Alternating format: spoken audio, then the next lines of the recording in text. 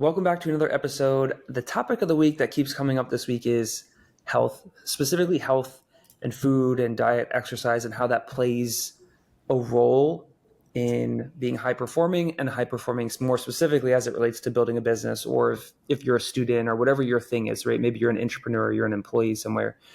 I'm curious this week, Mike, you and I have been really close over the last 24 months as you've really started to change kind of your diet and your exercise routine, which is really interesting because I think at the same time you started changing like the spiritual component of your life, right? So it's kind of like really interesting connection of like the mind, body, and like taking a more serious look at improving both of those and being more intentional about that. It kind of seemed like it happened at the same time for you, those two things. And I would say that's probably the same for me.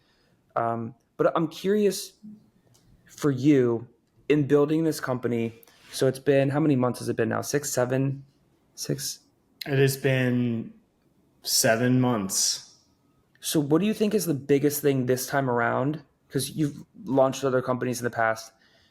What do you think the biggest benefit that you've noticed, specifically building Insta here and this time having the diet and exercise stuff locked in? Because it's a time commitment. It's a time commitment to cook the healthy food, go to the gym, do all this stuff, get a trainer. It's money when you don't really have, you're building a company, you're running it off savings. Like there's a lot of inconveniences. So tell us about some of the surprising benefits maybe that you've had going this route this time. Yeah, I would say the first thing that was a major change was I just rarely drink alcohol anymore. And that's not because I don't love alcohol and the feeling it has. It's because my body at this age, I'm 37, has a really difficult time dealing with hangovers or even just the slowness that you get the next day, even with one or two drinks. I love a glass of red wine, but the next day I can feel it. If it's more than 1 4 or 5 ounce glass, I feel sluggish until about noon the following day. Now, if I eat a lot of food, it definitely helps to be like a toll gate in my stomach and it slows down the absorption into the bloodstream. But if I have 2 glasses of wine, I can pretty much kiss productivity the next day in the mornings goodbye. And for me, if I'm not being productive in the morning hours before, while my dogs are still very chilled out, calm, and before like the whole world wakes up and everyone's kind of, you go into the operational mode as a business owner, I really feel like I just wasted the day. And it's like, I would say for me, the motivation was like, I just don't want to feel that way. So I just stopped pretty much drinking altogether, which, again, has probably saved me money. But I would say that's the biggest thing as a business owner who has to do a lot and be really productive in order to get deliverables done at this stage of the game. I've just had to give up alcohol from just to get stuff done perspective. It just slows me down. Do you really feel like you've given it up though, or do you just not have the desire to drink it? I mean, I would say giving it up because, I still will have a drink when I'm in a social setting, I would say, but there's less of a desire to drink it because of the negative effects. I feel like it makes me want to eat more, garbage food. And then again, the next day, it just feels a little bit sluggish, for a couple hours until the alcohol kind of wears out of the system. Yeah, alcohol is an interesting one for me because, as you know, it's been the inverse for me. So I would say, a couple of years ago, I was the kind of person that like if it's on the table, it's like great. I don't need it. Like I don't need it around. I am the good time. I don't need it to have a good time, right? Like, and then the last couple of years, I think starting this particular business or getting involved in coaching and some of the stuff I was doing leading up to Insta here, it was just like the financial stress of everything going on. It makes no logical sense, right? Like as embarrassing as it is to say, riding dirty with healthcare and whatever, as you're starting to build a business and scaling back your spend, it's like I was going to the gym, eating healthy, grass-fed, organic, whatever, blah, blah, blah. But it's like, it literally makes no sense to have it. But it's like some days it would just take the edge off. And then it was like, it was like Saturday, then Saturday and Sunday. And then it was like a nice thing when you're in a new town by yourself. It's hard to make friends, I feel like, at my age. So it's been something I was leaning on more than ever. And so that's an interesting one. I don't necessarily have the same, like routine issues as you. Like I can turn up at 6 p.m. if there's like a fun issue to solve, or like, for example, a guy from one of my first coaching clients I ever worked with, um, that I ever did like a call with. He's like in the medical space and he does food and nutrition. And we went to Dr. Benjamin Hardy's class together. He texted me and he wanted to catch up. And then he's like, "Oh, what are you working on?" And I'm like, "Oh, I'm at Insta here and we're doing this stuff." And he's like, he's like, "My medical practice, like that'd be so cool if we could give people nutritional advice like 24/7 and whatever." And it's like 5:10 on a Friday. And I'm like, I'm ready to throw down on a call. Like if you want to talk, like, I think this is so cool because it's like, I just don't have that like morning routine thing like that. I can get amped. I'm like a dog. I can get excited. If you throw the ball around, it could be 3 p.m. It could be 3 a.m. Like I'll be happy. So I feel like that's been good. For me, I've really been big into the supplements. Like they've been a big part of everything. And I would say 90% of them haven't really done anything or like made any noticeable difference. But there are a couple that have really probably changed my life. One being like magnesium, Mm. just for sleep. Like obviously sleep regulates everything, right? Muscle building, fat burning, brain cleansing, all of this stuff. And so like working in a high performance setting, that's so important to me. The other one is serapeptase and nattokinase. Like I had really high blood pressure, but probably about 7, 8 months ago. And then taking those has really helped. And I think because I have so much fiber in my diet, that's also a big piece of it. Um, but yeah, those were a thing. And it's like so much time. I mean, going to the gym, doing all this stuff. But after a while, from my perspective, it becomes a part of your identity. It's like, I don't, I used to go to the gym, you go and you like check yourself out in the mirror, look at your pump, and you're like, oh yeah. And then I'm like, I don't do any of that anymore because I'm like, this is just what I do. This is what we do. Like, this is what I'm Hmm. going to do. You don't have a choice. And not thinking about it, not thinking about cooking the meals, not thinking about driving to the gym, that's the part that's actually painful and stressful. It's not doing the thing. That's when you're high, is when you're at the gym getting the endorphins and the adrenaline and all that. It's when you're thinking about, oh, it's cold outside. I got to warm my car. I got to do this. I got to do that. And then it's like, oh, like I'm going to have to fill the car up and then, make my shake and all this stuff. And like, it's the thoughts of like doing that inflict the most pain for me. So it's like, what I'm getting at is kind of switching my identity from skinny fat unhealthy, like to everything that I'm putting in my body, I want to be like the best of the best. That has been a big identity change for me. And I think that identity change, so much of it is placebo, right? Like if you think that you're metabolizing something that's evil, whether it's something music you hear or food you eat, like your body will treat it as if it's evil. If you think it's great, your body will literally metabolize it as if it's great. So there are people that eat garbage. We all know them, and they seem to be, pretty healthy. And I think that's because they can be in a positive mental state. And so it's like Yeah. spiritual mindset, food, all this stuff I think plays together.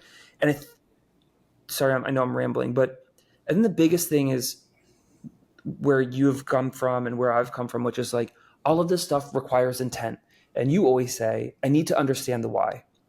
My I mom was do. on carnivore for the last 6 months. She was supposed to get her teeth like redone this week, and they do a checkup because they put you under and they drill your mouth and whatever, do all this stuff, right? So they have to give you anesthesia. Because they do that, they have to give you like a physical and all this stuff before. Her cholesterol was so high, the like doctor called her right away and was like, your cholesterol is the highest I've ever seen of a living human being. And I think the big thing is these fad diets, whether it's keto, whether it's carnivore, whether it's vegetarian, like I'm just like, for me, I go back to the Bible. You could be Muslim, go back to the Torah, or go back to the Quran. If you're Jewish, go back to the Torah. If you don't believe in anything, go back to what hunter gatherers, like they had a medley of both, and they had seasonality of like when meats and vegetables and fruits and all these things were available, right? Like, but they had some fiber, they had some saturated fat, they had some of everything. And I think just narrowing the scope to one is problematic. And so that's been my guiding thing too. So it's like the intention of I want to be operating at the highest level.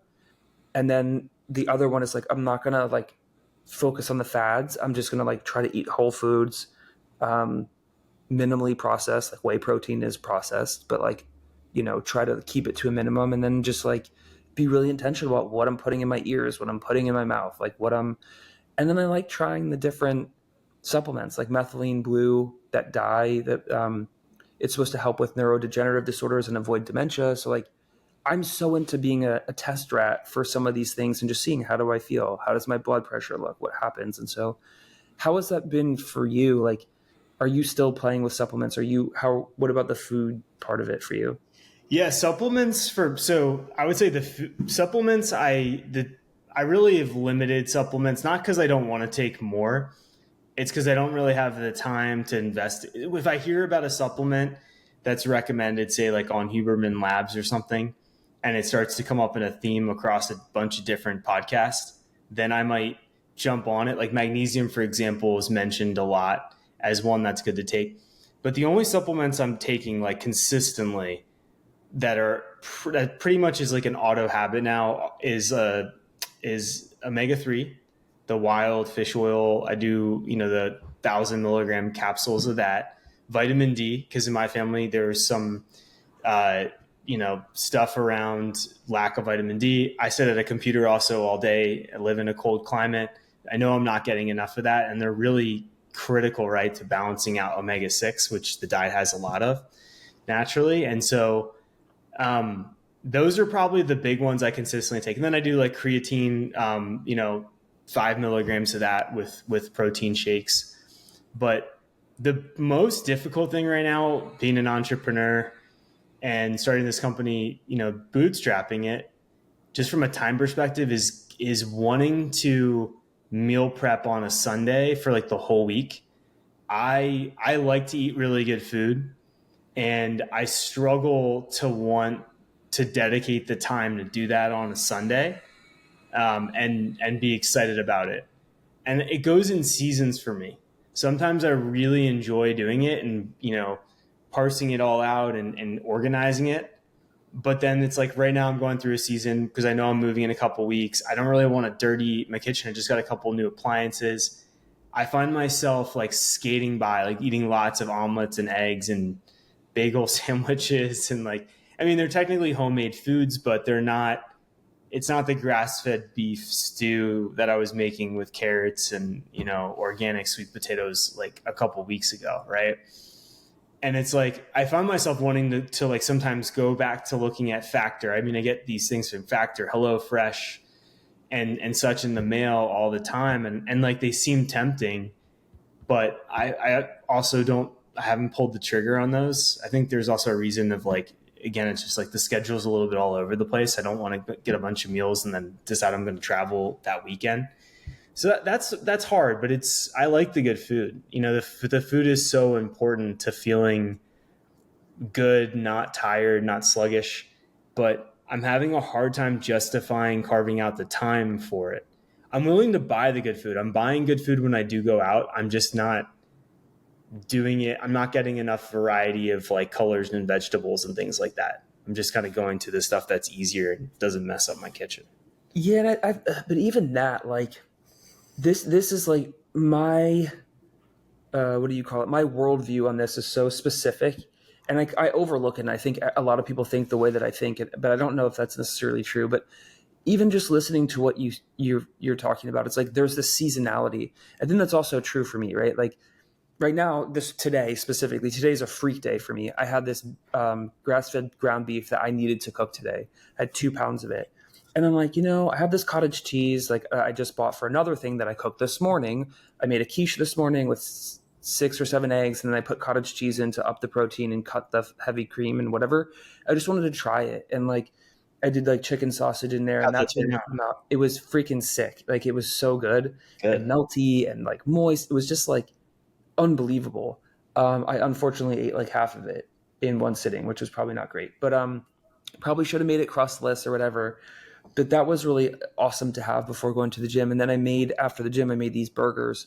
So I have like a little bit for the week. But today I felt like doing that. Like you and we had stuff moving around. I had the time today. I know I have a call with a customer on Monday. Like I won't have time on Monday. And so it was like nice to get that done.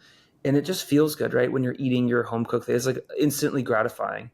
Um, so that was like, but you were talking about seasonality, right? Like I'm in the season today where it's like I made all this food for the week. But then I'm like, I buy these discount gift cards, so I'm not wasting a ton of money on Chipotle or on Panera, where it's like I can give myself a break and just be like, I'm trying to whittle down my fridge. I'm trying to empty out the freezer as I know this move is coming and Instahere is going to be relocating to Virginia. I'm like, I don't want that crap in there. Like, I want to start going through my frozen veggies, blueberries, and all that stuff. And so, like, Mm.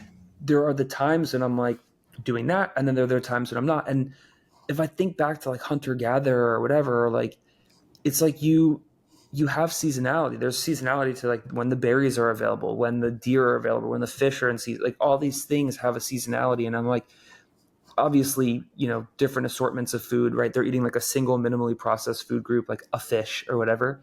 Where you Hmm. and I are talking about, large swath of like homemade, stews or this or that. Like I did chili this season, right? So Hmm. like I love chili. it's just I do think that the variety is even like a human thing. Like I think we go crazy if we don't have enough variety. But Yeah, and I struggle too. Is like to get the efficiency, you wanna. It's really hard doing it single because it's like real. It is difficult. I love roast beef and carrots and potatoes, but it's like I have a hard time getting excited about that. If I'm gonna get on a Sunday and I eat it Sunday, Monday, by like the time Wednesday rolls around, like I want to go and get an In-N-Out double double. Even though it's meat, it's just like I don't want the meat, that other style of meat and gravy, and it's delicious.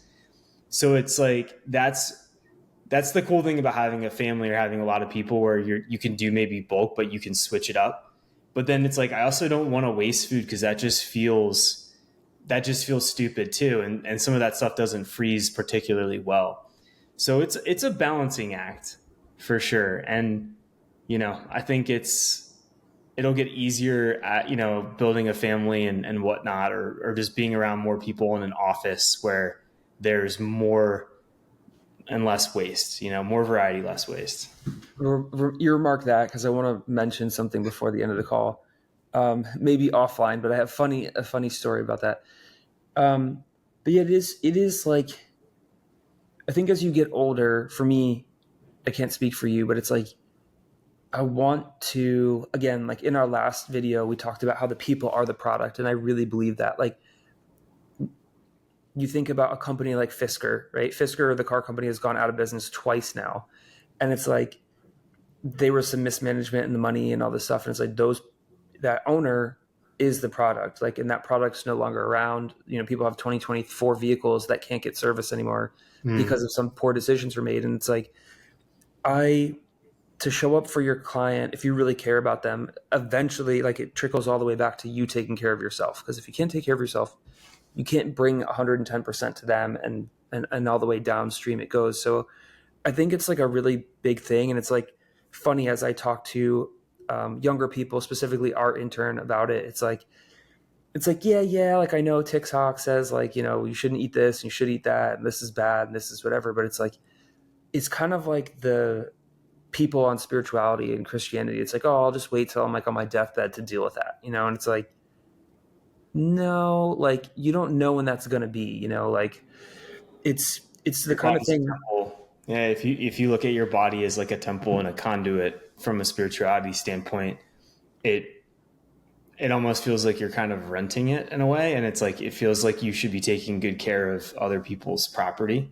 Well, And what does that mean, right? Like people joke about your body's a temple, and until 2024, I wasn't really sure what that meant. But like, what is the temple? Like, what did the temple signify in the Old Testament?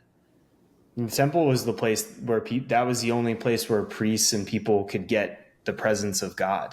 So it's a place where God resides, right? That's So right. when people say your body's a temple, they're very specifically in what I've started to realize is like, if you have the Holy Spirit's living inside of your body. It's inside your body. You're sharing that mind, your consciousness, whatever, with that. And so it's like, if you want to have good decision making, if you want to have brisk decision making, if you want to do well by other people and like not always put yourself first, like you have to, there's a spiritual, there's a mental, and there's this physical food, activity, exercise, sleep component to that. And it's like, to me, it's going through self-improvement. I started out like I hate God, my life fell apart, all this stuff happened. So uninterested in that. He's not real. How could he let this happen? He's the worst thing ever. then I went to self-improvement, whatever, like Joe Dispenza, and it's like all this stuff on body and mind connection started bringing me back. And it's like, even with Thomas, my brother, getting dementia, it's like that started bringing me to a direction with food, and then like the gym and all of these things. And it's like you realize um, that the trials and tribulations that we go to at the gym are not unlike the ones we face in life, that are literally exist for our betterment, to make us stronger.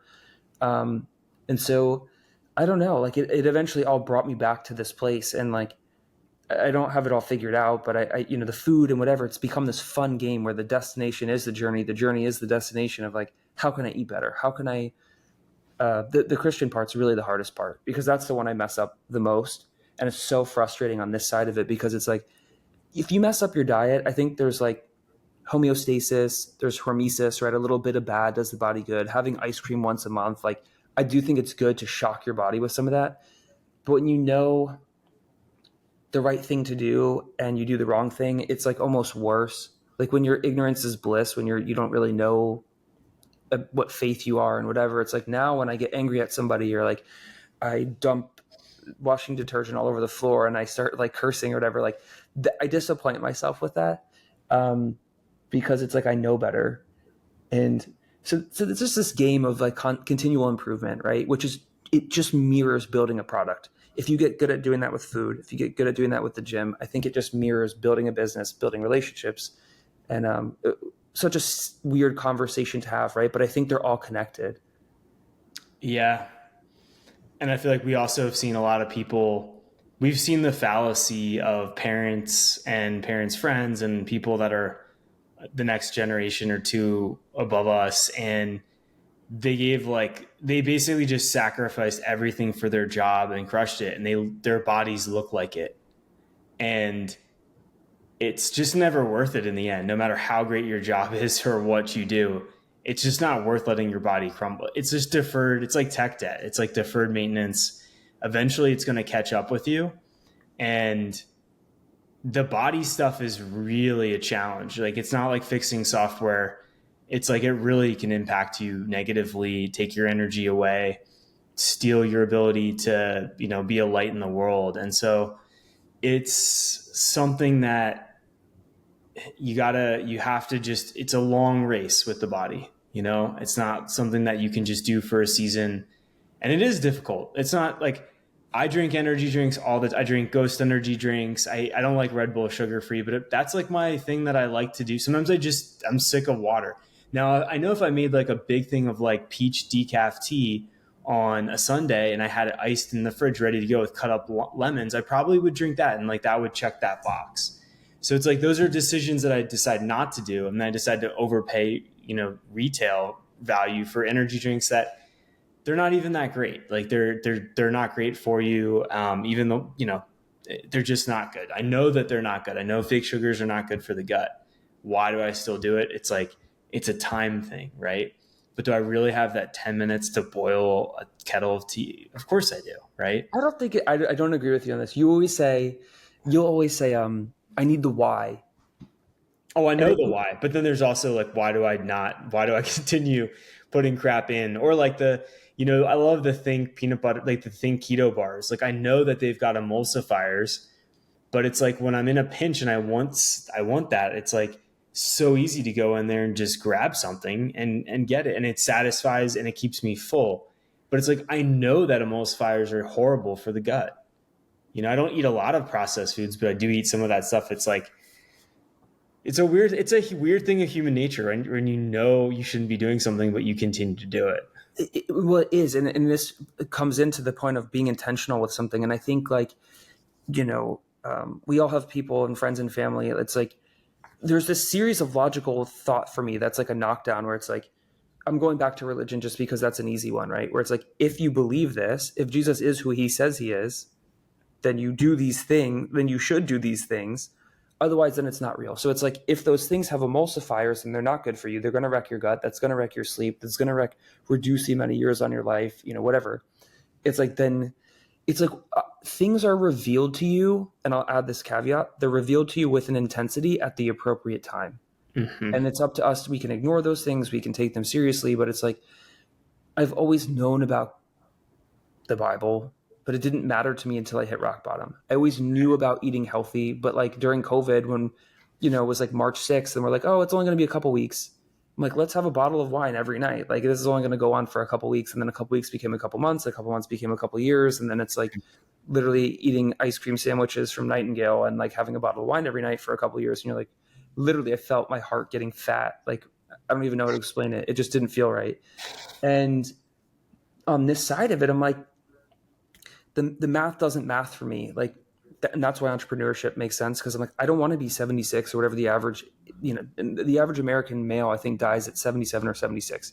The average retirement age is 67 or 66. And I'm like, so I have 10 years with bad knees, titanium hips to go run around Italy. Like, I ain't doing that. Like, and I think so much people get this mixed up in the Lord's Prayer, which isn't really the Lord's Prayer. It's really the model prayer, but it's like on earth as it is in heaven.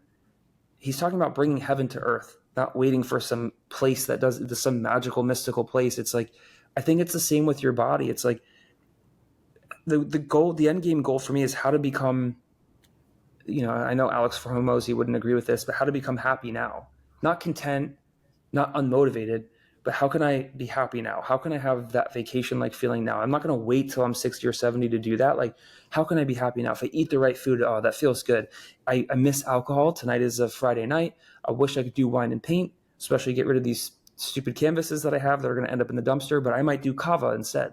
I have kava, which is that Pacific Island root, gives you a little bit of a buzz. It's better for neurons and brain growth, and it doesn't impact muscle protein synthesis. So it's like, that's a caveat that I can use to kind of get myself, that's my think bar, if you will, right? Like, there are those things. And then I know a new season will come where I'll find newer, better information. And like, there'll be a different level of intensity of moving away from a thing or, so I stick to like, what's the classic thing that we've been doing for a billion years, eating fruits and vegetables, animals, all this stuff. And then, try not to get sucked up in fads, and then trying to do right by other people. And I think that starts with doing right by yourself and not waiting till 60, 70, 80 to enjoy your life and be grateful for the things you have. Like, I think that is a mistake.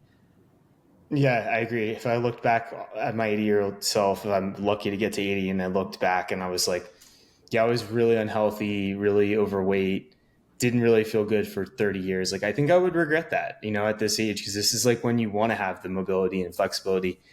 But I think speaking of like the diet, it's kind of like, it can really be narrowed down to kind of common sense, like God's diet, right?